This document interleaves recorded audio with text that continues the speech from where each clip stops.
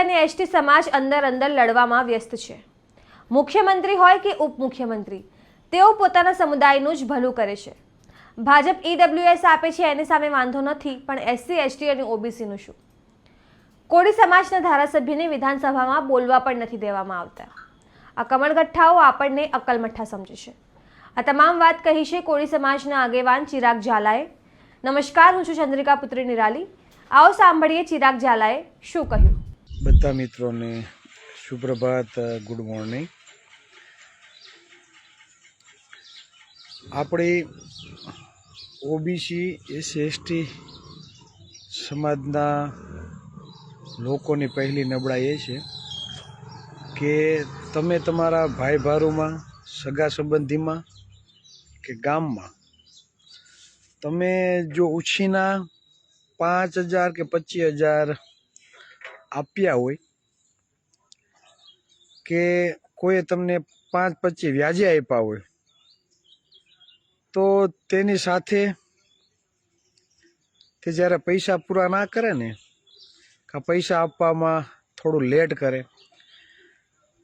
તો આપણા સગા સંબંધી, ભાઈ ભારો અને ગામના લોકો સાથે જ દુશ્મની રાખીએ છીએ।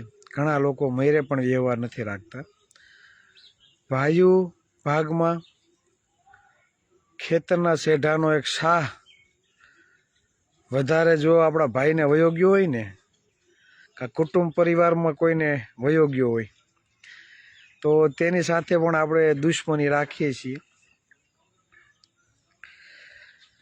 બાજુવાળા પાડોશી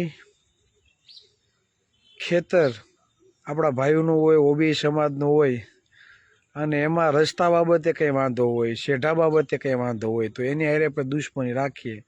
ને ઘણા બનાવ એવા બને છે કે એની સામે ધોકા લઈએ, કેસ કબાડા થાય, હજી કોર્ટમાં તારીખું ઘણા ખરા ભરતા હશે। આ વાસ્તવિકતા છે, આ સત્ય છે, કડવું છે, પણ એ સ્વીકારવું રહ્યું। કહેવાનો મતલબ એ છે કે ઓબી સમાજ, એસસી એસટી સમાજના લોકો અંદરો અંદર લડવા ઝઘડવામાં વ્યસ્ત છે। તમે આ સરકારને જે ટેક્સ ચૂકવો છો, સૌથી વધારે તમે ટેક્સ ચૂકવો છો, વર્ષના 26,000 થી 27,000 પર વ્યક્તિ દીઠ, ઘરમાં 4 સભ્યો હોય તો તમે 1 લાખથી વધારે તમે આ સરકારને ટેક્સ ચૂકવો છો। છતાં પણ તમે હમણાં ન્યૂઝમાં જોયું હશે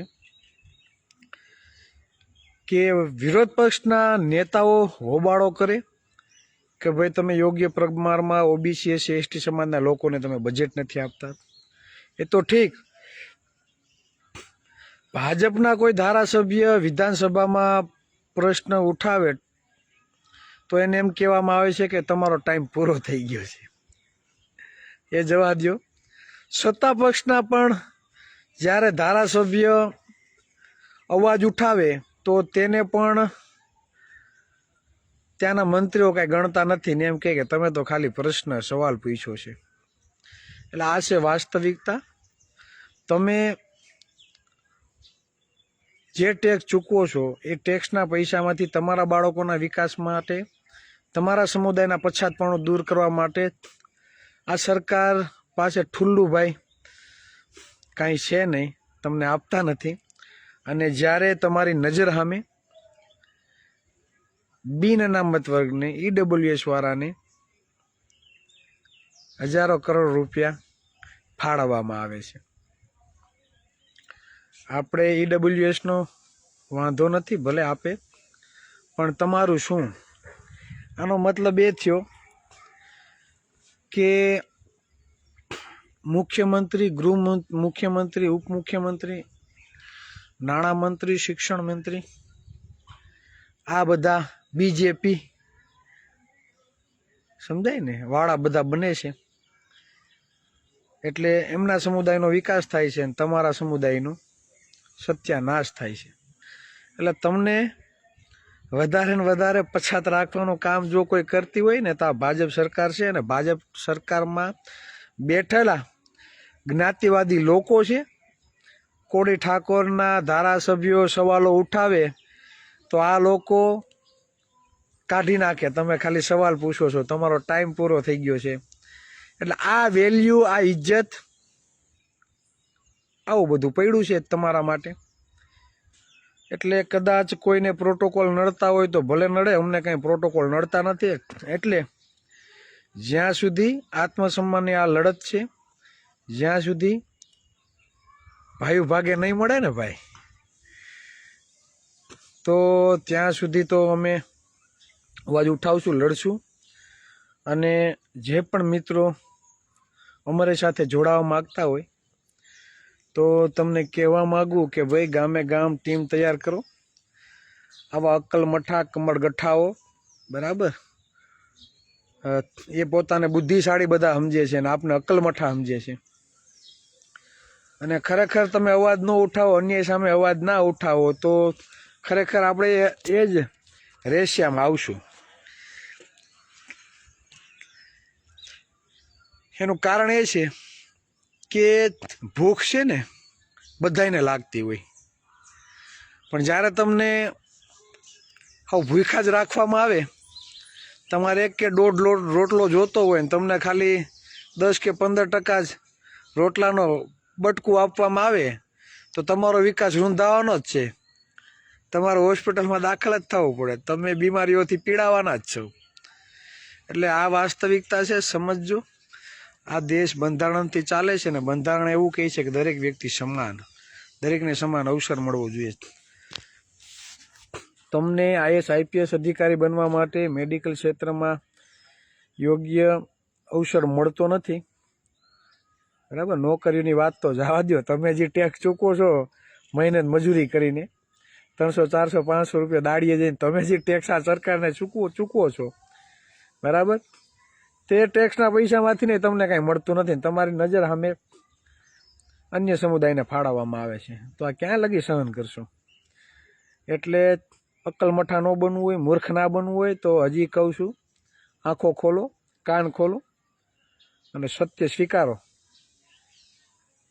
બરાબર. અને ખરેખર તમારે સરકાર પાસેથી કાંઈ કોન્ટ્રાક્ટ રાખવા ના હોય તો પછી એની પછડી પાથરવાનું બંધ કરો. જે લોકો તમને એમ કહે કે હાલો આ કાર્યક્રમમાં જાઉં છું પછડી પાથરવા, તો એને કહી દેવાનું કે હાલે ભળવા તારી ઘરે જા. હું ને કહેવાનું હાલે ભળવા અહીંથી નીકળ, તારી ઘરે જા. સરકાર હું અમને આપે છે, હું નથી આપતી, એ અમને ખબર છે. એટલે આ કહેવું પડશે તો જ કંઈક પરિવર્તન આવશે, બાકી કંઈ પરિવર્તન આવવાનું નથી. બાબા સાહેબ આંબેડકરે એવું કીધું કે જાઓ अपनी दीवालों पे लिख दो कि तुम इस देश के शासक हो. તે કોના માટે લખ્યું? સૌથી પહેલાં કોઈ માટે લખ્યું હોય ને તો આ ઓબી સમાજ ના કોળી ઠાકોર સમાજ માટે લખેલું છે. શું કામે કે સૌથી વધારે મત છે ને આપણા છે. કોના મત છે સૌથી વધારે? આપણા. 60% એસસી સમાજ છે, 15% આદિવાસી સમાજ છે. જો જાગૃતિ લડી પડે, કોઈની ઓકાત નથી કે એને સામું છે ને એને કોઈ અન્ય અત્યાચાર કરી શકે. આપણે બોલતા નથી, આપણે જાગતા નથી, ખોટી જગ્યાએ ભરાવાનું છે, ત્યાં ભરાઈ જાય છે કરદા કામની જેમ, એટલે ખોટા ગુના દાખલ થાય. એટલે આ વાસ્તવિકતા છે, સમજો. નિગમોમાં પૈસા પડ્યા રહે એનું મૂળ કારણ એ છે કે આ સરકારને તમારે કાંઈ પડી નથી. એવા લોનમાં એવો બોજો નાખી દીધો છે કે તમે એ લોન લઈ ના શકો, બરાબર. એટલે આ વાસ્તવિકતા છે, સમજવી પડશે.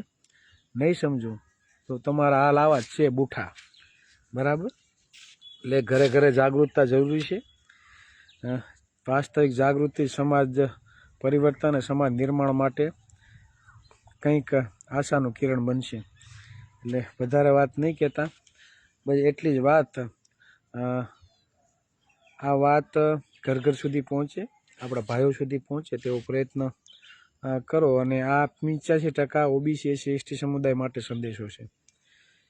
ખુલ્લેઆમ અન્યાય થાય છે તો ખુલ્લેઆમ બોલવું પણ પડશે ને. મૂંગા રહેવાથી થોડુંક કંઈ થવાનું છે. સારું, ચાલો. જય સંવિધાન, જય ભારત બધા મિત્રોને. તો જેમ તમે ચિરાગ ઝાલાની વાત સાંભળી, તમે તેમની વાતથી કેટલા સહેમત છો, શું વિચારો છો, કમેન્ટ કરીને જણાવો. અત્યાર માટે બસ આટલું જ. સમાચારને લગતી વધુ અપડેટ્સ માટે અમારી વેબસાઇટ www.gujaratplus.in પર પણ માહિતી મેળવી શકો છો. ધન્યવાદ.